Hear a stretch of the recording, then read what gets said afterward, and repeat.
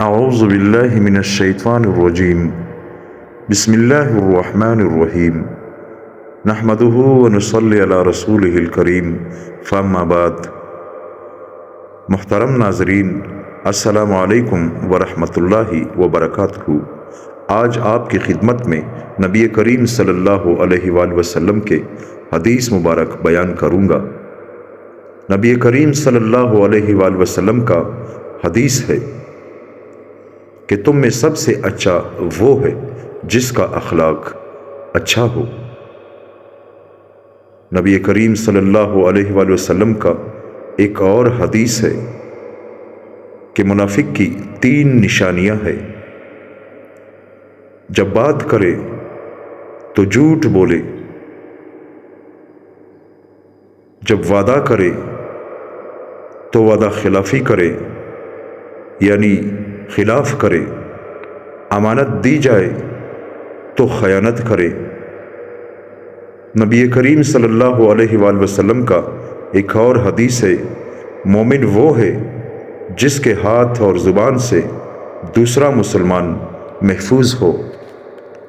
حضرت خالد بن عمیر عدوی رضی اللہ عنہ روایت کرتے ہیں کہ حضرت عتبہ بن غزوان رضی اللہ عنہ نے ہم لوگوں میں بیان کیا، اور وہ بصرہ کے گورنر تھے۔ حمد و ثنا کے بعد فرمایا، بلا شبہ دنیا نے اپنے ختم ہونے کا اعلان کر دیا اور پیٹ پیر کر تیزی سے جا رہی ہے، اور دنیا میں سے تھوڑا سا حصہ باقی رہ گیا ہے، جیسا کہ برتن میں پینے کی چیز تھوڑی سی رہ جاتی ہے اور آدمی اسے چوس لیتا ہے۔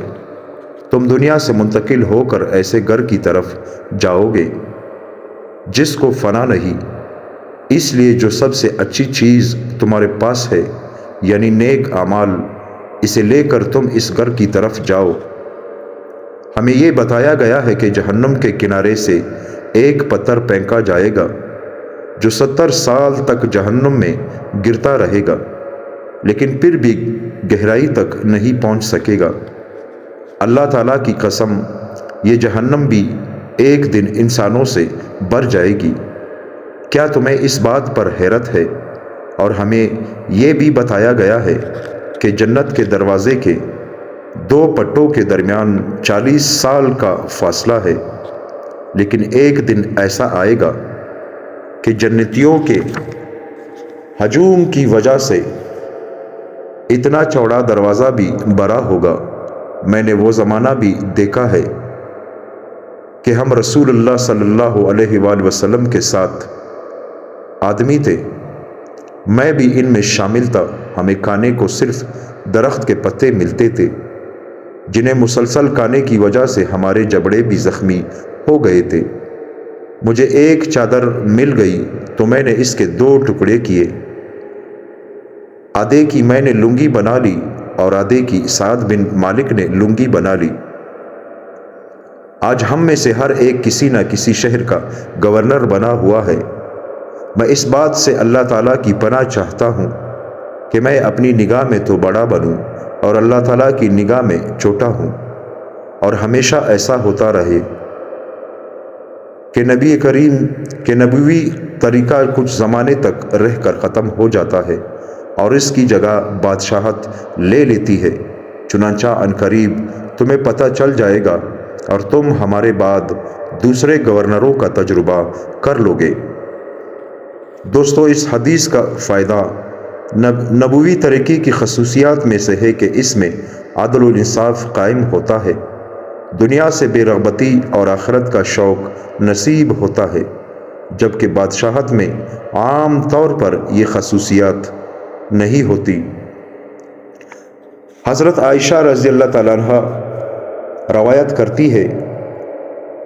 کہ جب بھی رسول اللہ صلی اللہ علیہ وآلہ وسلم کی میرے ہاں باری ہوتی اور رات کو تشریف لاتے تو آپ صلی اللہ علیہ وآلہ وسلم رات کے آخری حصے میں بقیع قبرستان تشریف لے جاتے اور ارشاد فرماتے، السلام علیکم دار قوم مؤمنین وآتاکم ما توعدون غدا معجلون وإن إن شاء الله بكم لاحقون اللهم اغفر لأهل لأہل بقیل غرقد، اے مسلمان بستی والو السلام علیکم، تم پر وہ کل آ گئی جس میں تمہیں مرنے کی خبر دی گئی تھی، اور انشاءاللہ ہم بھی تم سے ملنے والے ہیں، اے اللہ بقی والوں کی مغفرت فرما دیجئے۔ حضرت مستورد بن شداد رضی اللہ عنہ فرماتے ہیں کہ رسول اللہ صلی اللہ علیہ وآلہ وسلم نے ارشاد فرمایا،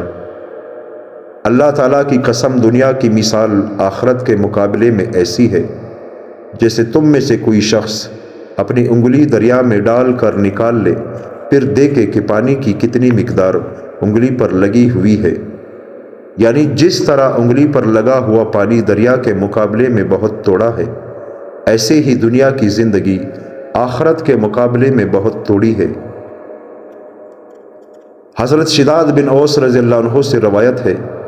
کہ نبی کریم صلی اللہ علیہ وآلہ وسلم نے ارشاد فرمایا، سمجھدار آدمی وہ ہے جو اپنے نفس کا محاسبہ کرتا رہے اور موت کے بعد کے لیے عمل کرے، اور ناسمجھ آدمی وہ ہے جو نفس کی خواہشوں پر چلے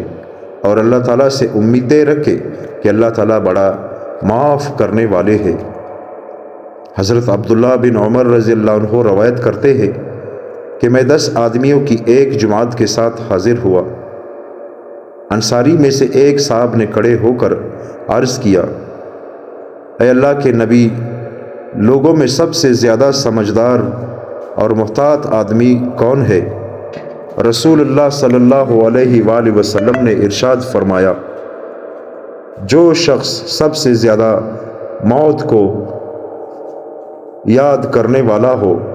اور موت کے آنے سے پہلے سب سے زیادہ موت کی تیاری کرنے والا ہو، جو لوگ ایسا کرے وہی سمجھدار ہے۔ یہی لوگ ہیں جنہوں نے دنیا کی شرافت اور آخرت کی عزت حاصل کر لی۔ حضرت عبداللہ رضی اللہ عنہ فرماتے ہیں کہ ایک مرتبہ نبی کریم صلی اللہ علیہ وآلہ وسلم نے مربع یعنی 4 لکیروں والی شکل بنائی، پھر اس مربع شکل میں ایک دوسری لکیر کھینچی جو اس مربع سے باہر نکل گئی۔